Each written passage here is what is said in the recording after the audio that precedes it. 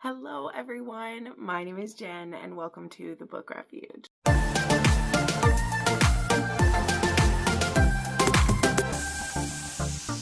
Okay everybody, welcome to another video, and today we're gonna do kind of a fun one.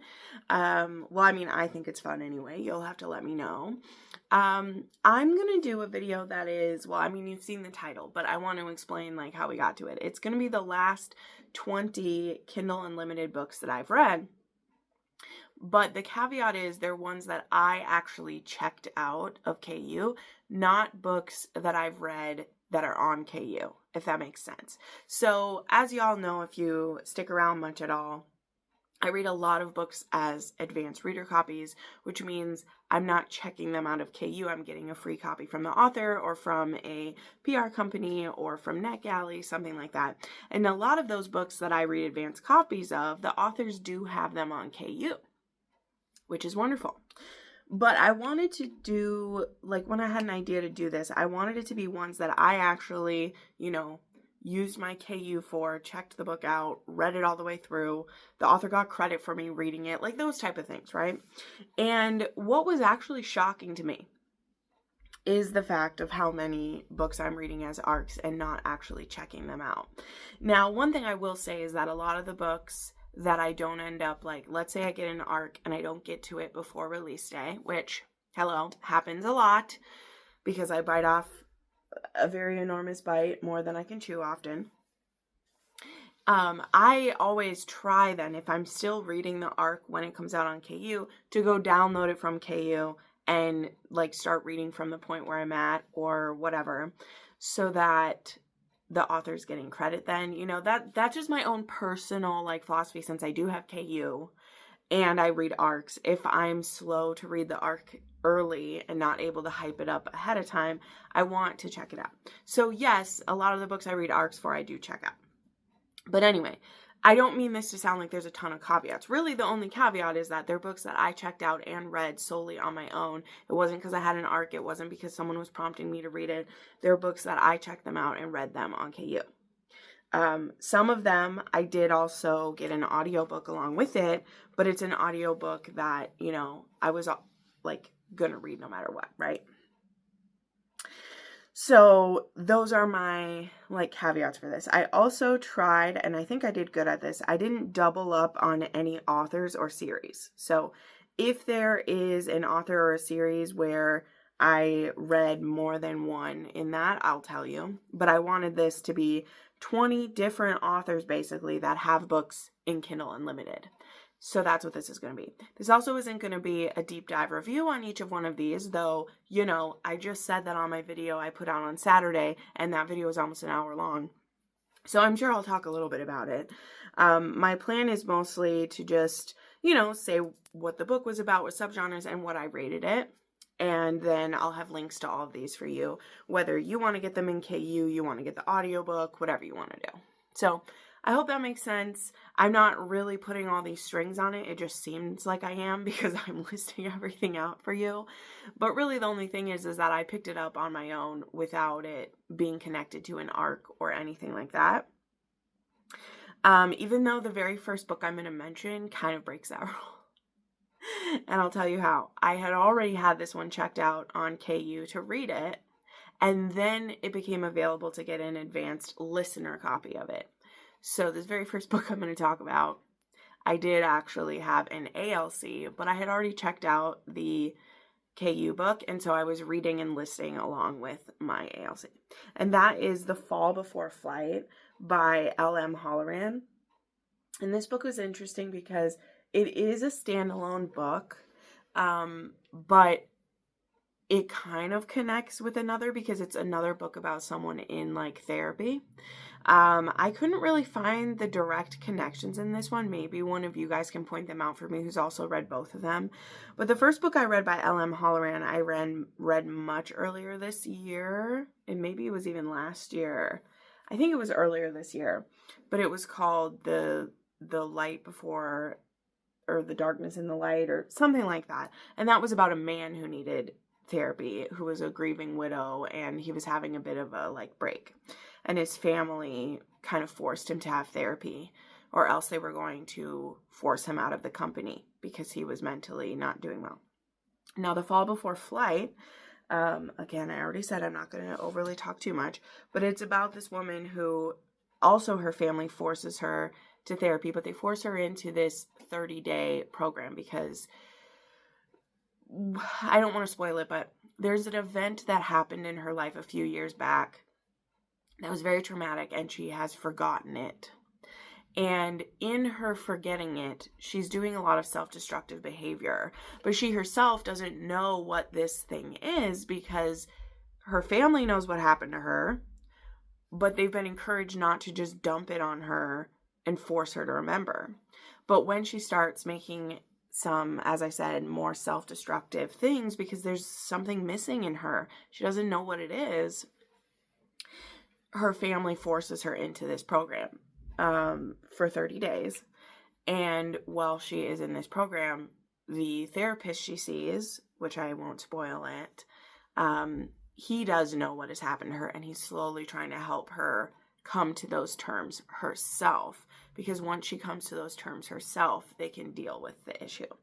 One of the things, though, is she's a little bit sociopathic, so she likes to mess with people, and she's very beautiful, so she likes to use her sexuality for that. And so, she definitely likes to mess with her doctor, who is a good-looking man, and it is clear he's attracted to her, and she does like to mess with him quite a bit. So I really enjoyed this one. I gave this one 4 stars, though, because I think that, again, I don't want to spoil it. I haven't even reviewed this on the channel fully yet because I just finished this one. But there's some pretty intense things within it, and I just feel like we didn't fully go through them a lot, and then it skipped ahead to some other things. So that's the only reason. I thought it was a beautiful book, but I was more moved by, it really comes down to the fact that the other book that dealt with like therapy and trauma, I liked more.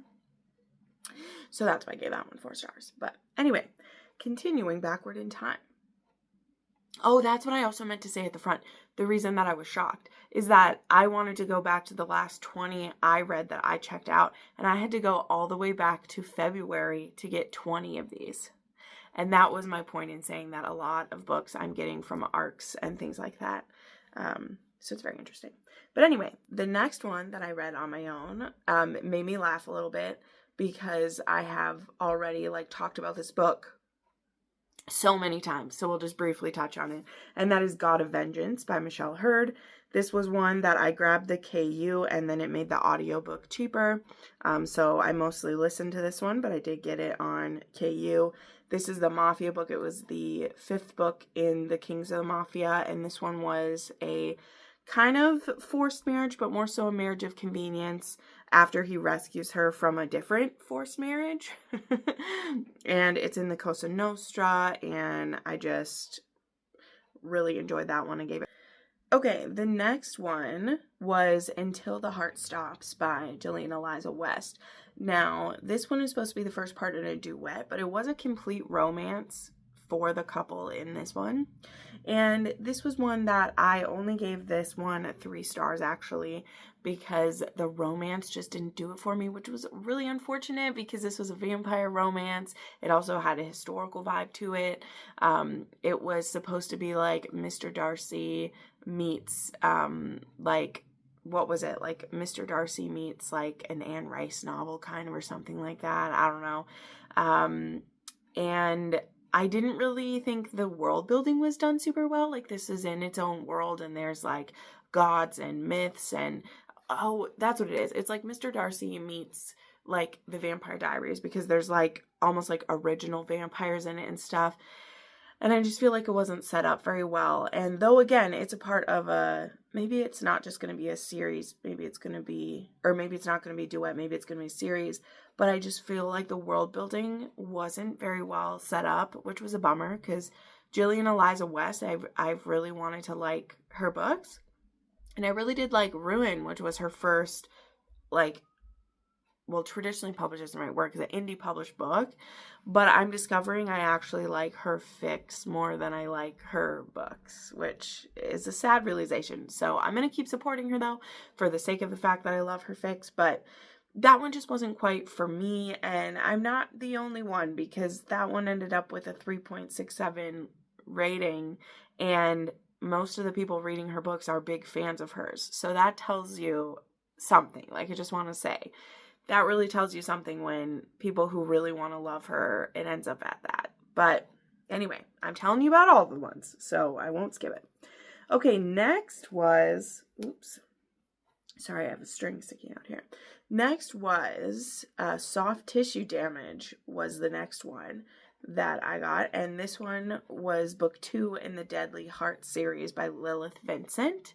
And this one I've also talked about a whole bunch in dark romance videos I made. I enjoyed this one a lot, even though it really jumped the shark in a certain scene in the book.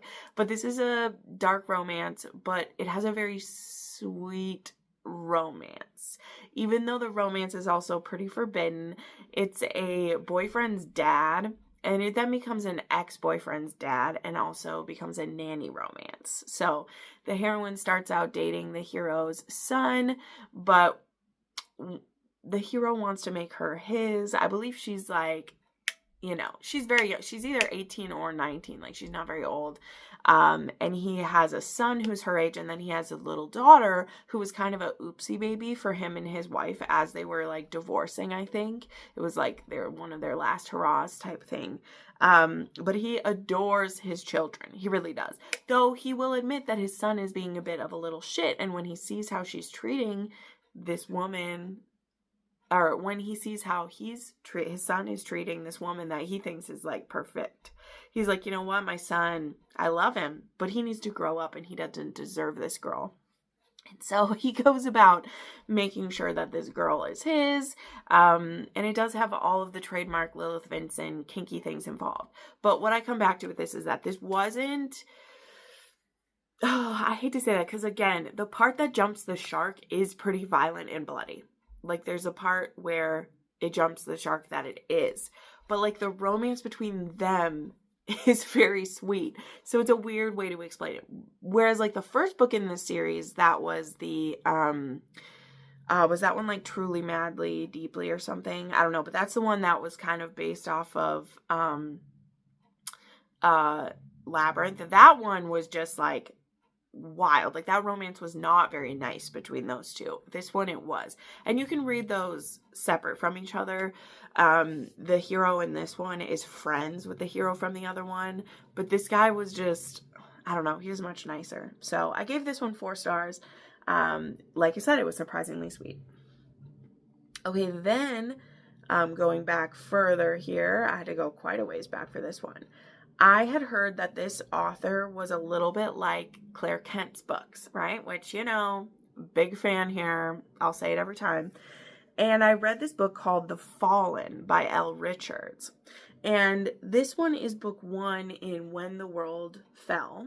And it is the part of a series. Now, I haven't continued this series yet, but I absolutely will. I just haven't had the time, and it is a continuous series. So there's a cliffhanger for it's going to be the same couple in 4 books, and each book is about a novella length long. But this was one that someone had suggested to me, and I got it ages ago. It was at that point like the oldest KU on my Kindle. And a couple of times when I've made video, like I used to do the videos once in a while that is like what's checked out on my Kindle. And I can do another one of those if you guys want me to. Although it's a little funny now because my sister shares my KU with me. She's probably actually checking out and reading books faster than I am, as it were, because as I said, a lot of these are books I have on KU, so there's that. But, yeah, The Fallen, it's this girl and guy who end up paired together during the end of the world, and they're trying to escape. Like, that's really what it is.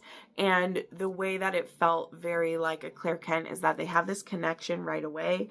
They feel like they can trust each other right away. And then it's kind of them against the world all around them type of thing, you know? And I love that stuff. I love that stuff so, so much. So I was definitely into this one.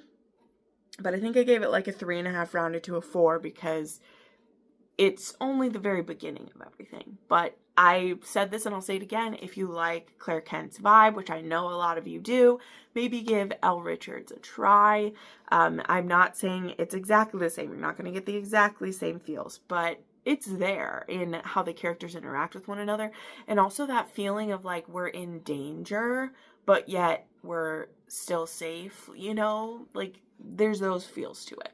So it's one at least that if people are like, give me something else like Claire Kent, it's very hard for me to find, right? She is distinct unto herself. There are a few authors who are like that. I was having this conversation actually with Mary from More to Mary, which yes, I know we all wish she would still put out some videos. It hurts my heart that she doesn't, but she's working on her writing dream and we love that. But her and I were having this conversation about certain authors who are just absolutely themselves and they write absolutely what they want to and fuck off any other way of doing it. And I just love that about them. And so that's why it's really hard to find authors where I'm like, ooh, they write like this author, because often it's them copying the style of that author to fit into a niche. Now, I'm not accusing Elle Richards of that at all. The story's still very different. I'm just saying there's certain ways it comes out where I'm like, I wouldn't be surprised if she'd read Claire Kent's books and been like, ooh, I want to write in a style that way. That is how lots of authors get their start. That's not copying. That's not plagiarizing. That's like being inspired by and then taking it in your own way, because she's still very different. So I've talked enough about that one. Anyway, The Fallen, it's getting to that time of year where the dystopian ones are a good one to dive into. So, okay, then this is one that plenty of y'all have done, The Wolf King by Lauren P. Now, I did double check that this is still in KU. This one is still in KU. It looks as though she sold the print rights, not the ebook rights for these, because these are going to be getting traditionally published with Bloom. The cover for book 2 just got actually shared today, what those ones look like. But I was hearing quite a bit about this series. I have only read book 1 so far because book 3 isn't out yet. And in fact, it's being postponed, of course, because it got trad-pubbed, right? We just love it when it happens when they get picked up mid-series and then the release of the book gets pushed off. Because of that, that happens so often with books I love. And I whine about it only because I did want to read this whole trilogy, but I'm not going to now continue until the 3rd one is out, because already the cliffhanger of book 1 was too much for me. But I understand why everyone is liking this series. It has the love triangle stuff going on. It has Scottish wolves in it. There, you know, shifter vibes. There's like fated mate stuff happening. It is narrated by Shane East and Zara Hampton Brown in not full duet narration. In the first one, it is the heroine does everyone's voice except the voice of one certain wolf. But I've heard in book 2, then another narrator got added to be the 3rd point of the triangle, because again, this is going to be a love triangle. And again, the heroine narrates everything because it's in her point of view. It's just when those men talk, they have their own narrators, if that makes sense. Sorry, I'm a little bit sick, so I did make some of the medicine ball tea that I love. Because I'm really trying to stave off a sore throat really badly. So anywho, I gave that one, I believe, 3.5 rounded to 4. And I'm going to be pausing until the 3rd one does come out. Okay, then there was an anticipated release for me, which was Tiny Precious Secrets by Samantha Christie. This was book 4 in the Montana... The Brothers of Callaway Creek, the Montanas. The Montana Brothers is what I've been calling it. And this one was surprise twins. Okay, surprise pregnancy for twins. And I absolutely love this one. I cried so many times. Just to get it out there, because there are trigger warnings, this has the loss of this has basically like a stillborn child. I don't want to go into all the details for it, but it's one of like, she had a full-term child that she lost right after birth due to a birth defect. So our heroine is very, very scarred by that. Like, who wouldn't be? This book takes place 10 years after that. I could cry right now, even just telling you the tiny blurb about it. And then there's the single dad who we really like. But there's the single dad, and they have this like booty call relationship, and he wants to move it to the next level, and she's not ready to do that. Mostly because she's scared about the future and about him being a single dad and about just other things. And then they have an accidental pregnancy, and she's scared to tell him because she's scared about if this baby has the same disease or not. And so, I mean, I'm just telling you this because it's traumatic to the story, is she won't tell him yet until she finds out about that scan, about it, because in her heart, she's like, I can't put this on someone else, even though that is so foolish. Like, let this man be a part of it. And the thing that immediately makes this book so much better is the second this guy finds out, well, A, he's angry she hasn't told him.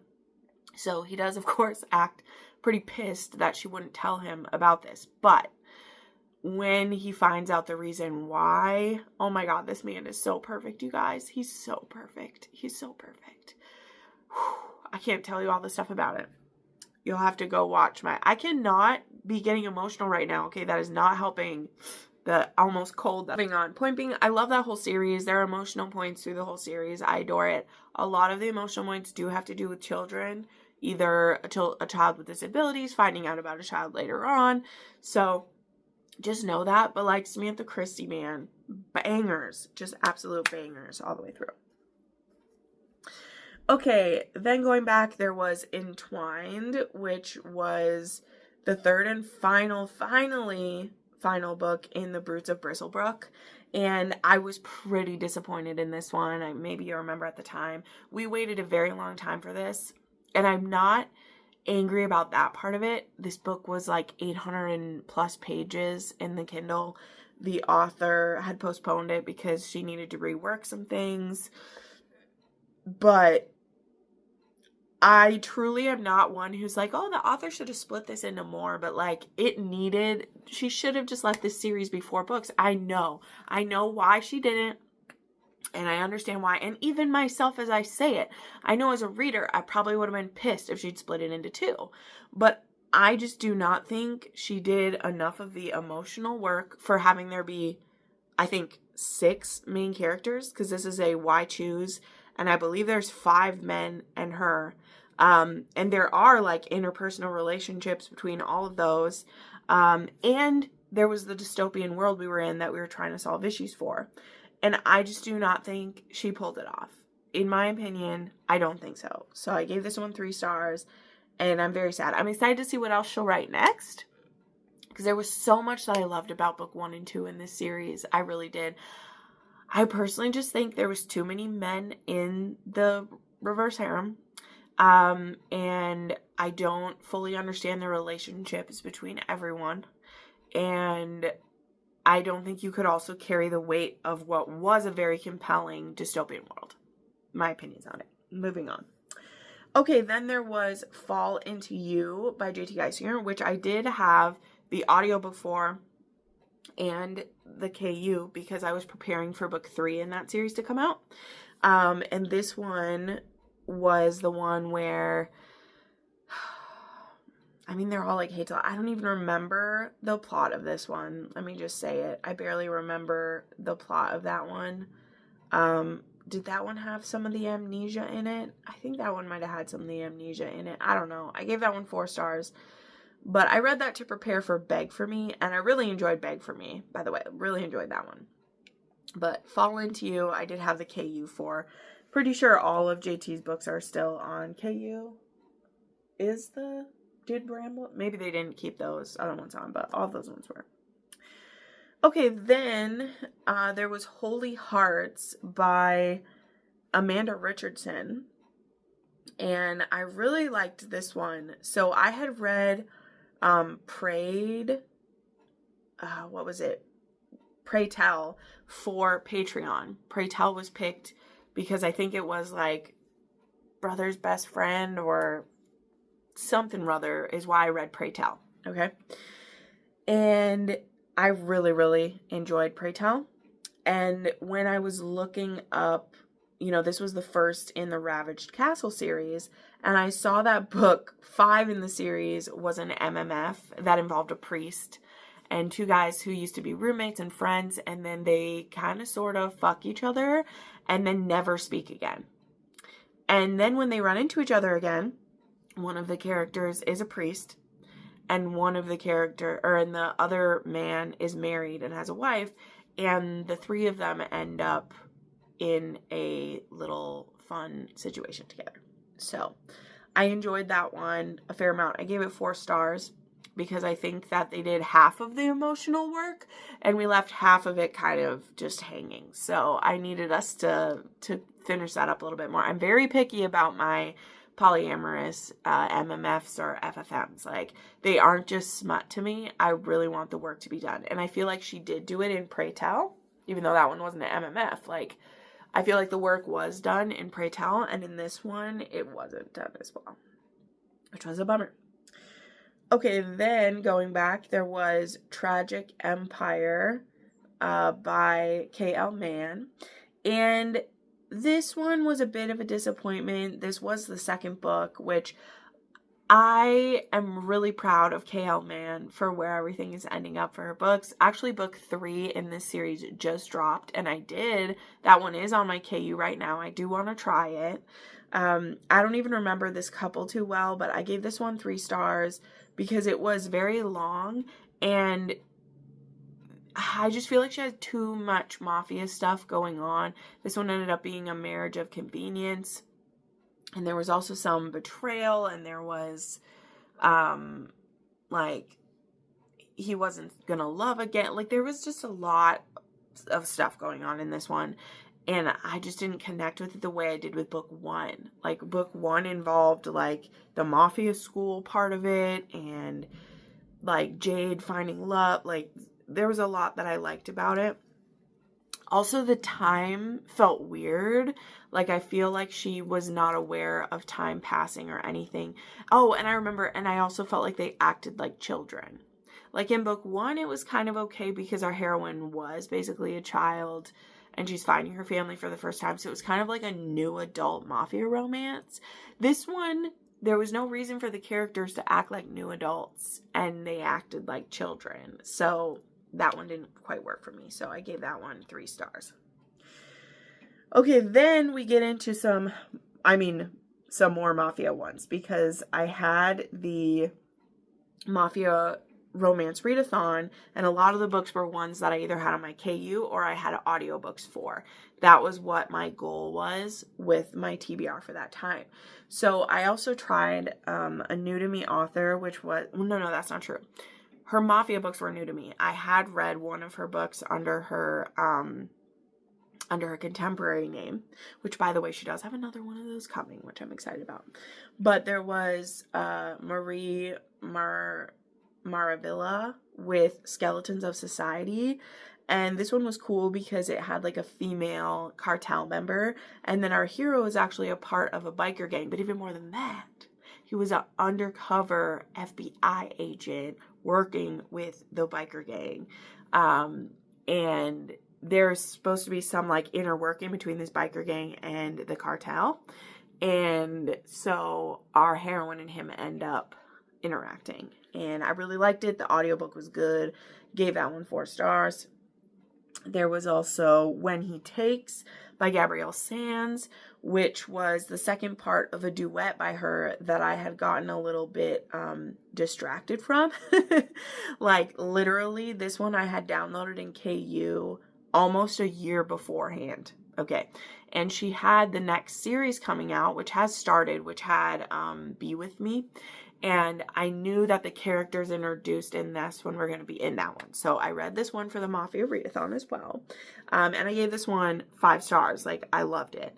But this one was a continued part of a duet, so I won't go into it fully. But if you want to start with When He Desires, I think is part 1. And then When He Takes was part 2. Okay, then there was My Dark Fairy Tale, which I actually did read that one on my own. Now, I recently just read the arc of My Dark Ever After, so that one I got myself. I had the arc of it. But my dark fairy tale, I wasn't sure if I wanted to read, which was funny. So I hadn't downloaded it. But then one of my friends, I think it was Crystal who went ahead and dived into it actually. And it was read and listen with Amazon. And so I grabbed the KU and then it was a free audio download with it. And I gave that one 4 stars. It was pretty good. I liked part 2 better, I believe. But yeah, that involved this girl. She goes on a Sicilian vacation and ends up falling for a capo, and doesn't know that actually her family is from the area and she might actually be a long lost mafiosa princess that she doesn't even know. So, enjoyed that one. Then one more Mafia one to mention was The Devil from Moscow, which I also had the audiobook for and the KU. And this was my first read that I did for the Mafia Romance Readathon. And this had also been on my Kindle for a really long time. It had been recommended that I try it, and I did. I really enjoyed this one. I gave it 4 stars mostly for the fact that it didn't give enough weight to what the heroine had been through. So this one is very interesting because it's very dark in the beginning. It involves a heroine being handed over to this brothel where her father owes money. She is literally raped awfully while she's in this brothel, and then she gets rescued by our hero, who is the Devil from Moscow. His family is taking over a part of the city I think they're in the US now. But he goes to this brothel, which is supposed to be a neutral zone where the different heads of the mafia can go, and there's supposed to be no crime that happens there. But this woman is begging for help from him. Begging for help. And he sees her and he's like, hell yeah, if she's not here willingly, we're not doing business with this brothel. Like, we're not doing the forced thing. Like, we don't do that, right? Which I always laugh a little bit because, like, the mafia is trying to pretend that they're good guys and whatever. But that's what we're here for. We're here for it. They have their lines of none of the flesh trade. He's like, there's plenty of ladies who would like to work here and make the money and feel safe. We're not raping people here. And so he takes her. But by doing that, he's going to start a war in this city that he just started out in. So to make her safe, he offers to marry her, which is, I won't tell why that could be a bad idea, but he offers to marry her and never touch her. And she doesn't have a choice because, like, her parents are the ones who sold her to this brothel. So any place she goes, she's going to just be drugged back. So he's like, if you marry me, there'll be a little more freedom and you can heal. And he's like, and I'll leave you be. And the only real issue with it, which is a big one, it's why I gave it 4 instead of 5 stars, because I love big bad Bratva man comes in and rescues her and then makes her his queen. Like, I am so sold on that. That's fine. The problem was she gets over her severe rapes so quick. You get like one sex scene, they're gone. Okay. Now, again, I know that I can't expect every author to be able to handle like sexual trauma and write about it in a wonderful way, like make it, you believe it. However, she wrote detailed R scenes. Okay. And if you're going to write those detailed, I think you need to write the healing a little more detailed. That's just me. It's a balance of it, right? If you're going to actually show it, it's not euphemism. It's not saying it maybe happened. Like, we have to be in her head through the scene. So if you, the author, have put us through the trauma, I think you need to put us through the healing. That is just my view. Others may feel differently. But if she had just skip, like, if it had been a fade to black on the R word scenes, like if we had just were very clear what had happened, we had her waking up from it, we had her being in pain or being scared, but we had skipped over the actual scene, then having her be kind of glided through the healing process would make more sense to me. Sorry, I didn't mean to go deep on this, but just wanted to share my thoughts on how I feel about that in dark romance. Maybe you agree. I feel like the level of healing needs to match the level of trauma you put me through. And literally the hero just has to say, like, you can say stop, like, once. And she has a couple of nightmares. And by him saying, you can tell me to stop, is enough. And then she's healed from her trauma. And she's literally, it said she's raped for like 10 days straight or something like that. And I'm like, and then you're willing to let this new stranger just say, you can tell me to stop, and you're having great sex with him. And of course, coming with him immediately. Like, it's a thing that I have a problem with. So truly though, I enjoyed that book. I want to read the rest of that series. And I hope that Sonia Gray gets better with that in further books, because there was a lot to like about it. So yeah, continuing backwards here, we have another author that I have read arcs for, but this one I didn't get one for. So I read it on my own, and that was When We Collide by Tia Louise. And for this one, I had already, like I said, I got it on KU, and I got an audiobook because I had an ALC for a previous book in the series, and I was loving it. And when book 5 got announced, I asked the author for an ALC, and she directed me to Home Cooked Books Promo, who I've been working with now since then. So I love when that happens. But this one I did get on KU myself, and this was book 4 in the Bradford Boys series. And this one was an accidental pregnancy / it was a secret baby. But you'll have to read it yourself to see why. Like, I was kind of okay with it. And I also really liked the heroine wanted to be a weather girl. And I don't like meteorologist. I don't just mean to like demur it, but I just like that. She wanted to be a weather girl, but she was from a very wealthy family, and her family looked down on her wanting to be in the news, which I was like, come on, why? That's such a cool job. Like, so cool. So yeah, I gave that one 4 stars.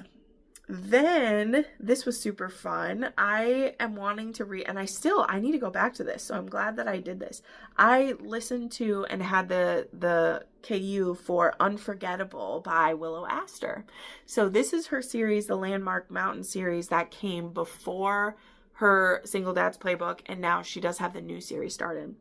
And it's cool because Landmark Mountain is this resort place. And this first book is about, the family has been on some hard times, and so there's an investor who comes in, and she's very resistant. She wants to scare the guy away, but ends up falling for him instead.